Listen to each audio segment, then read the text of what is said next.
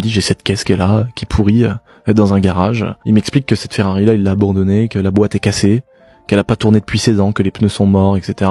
Puis c'était à l'époque où elle coûtait cher. Il me dit voilà, tac, je te la vends. On fait un prix intéressant parce que c'est lui qui me vend le Cayenne. Et il me vend un bout de terrain avec une ruine. Il me vend le tout pour 50 000 balles. Donc moi je dis écoute, l'Audi R8 je peux la vendre 50 000 balles. Mais je récupère la féfé avant pour être sûr. Je la récupère sans la payer. Mais c'est un pote, c'est devenu de la famille, donc pas de problème. Les gens se disent putain il est vraiment bladé cet enfoiré parce qu'il achète une Testarossa en plus d'une R8 alors qu'en fait elle t'est pas payée, elle t'est cassée et tout quoi. Puis donc je vends la R8 en vitesse et je récupère 55 000 euros peut-être un truc comme ça, je sais plus trop. Je la paye, donc la Testarossa est enfin à moi. Je vais voir un pote garagiste. Il me fait un check-up complet, il me dit bon il y en a pour 20 000 euros dans la rénovation de la caisse. Et je dis ok, je fais un crédit de 15 000, j'emprunte 5, je dis ça y est j'ai les 20 000. Puis lui il dépouille la voiture, mais quand je te dis il dépouille la voiture c'est qu'il y a le moteur sur une table, les culs à droite, on voit le vilebrequin, les pistons, la voiture elle est en miettes. Et plus le temps passe, tous les mois il me rappelle en me disant bon il y en a pour 5 000 de plus. La première fois je dis putain 5 000, bon je me démerde, je vends ma moto, je vais voir la grand-mère, tu vois bien, je trouve les 5 000.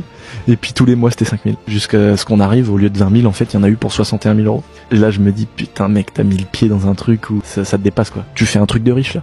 Et t'es pas riche du tout. Je suis parti sur une année un peu difficile psychologiquement parce que ça représentait beaucoup pour moi cet investissement de 50 000 euros. J'avais travaillé dur pour avoir ces 50 000 euros. Comment je vais faire? Je dormais pas de la nuit parce que je te dis, j'avais mis tout ce que j'avais dedans. Donc je me suis dit putain mais en fait t'as fait la connerie de ta vie quoi. T'as été refaire cette caisse et aujourd'hui t'as plus d'argent, t'as plus d'R8 et t'as une voiture qui roule pas et tu peux pas payer le mec. Demande à ma mère de faire un crédit et tout, tu vois, c'est parti loin de ouf. On voulait tout vendre, tu vois. Mais on avait pas grand chose. Bah je peux te dire que la première fois que j'ai mis les pieds dedans, en plus j'avais pas le permis. J'avais perdu le permis à l'époque.